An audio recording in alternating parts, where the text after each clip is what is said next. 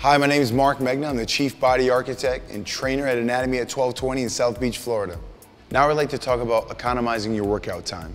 Athletes love training, but not everyone has 2 to 3 hours to spend in a training facility. Think of it like this. If you get in a car and you don't know where you want to go, you're going to drive around in circles. Have a very clear understanding of where you want to go with your training.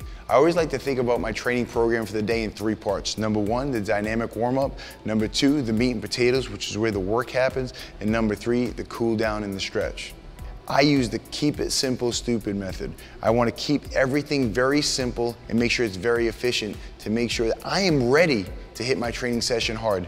Number 2, I'm not going to do crazy complex movements. I don't need to.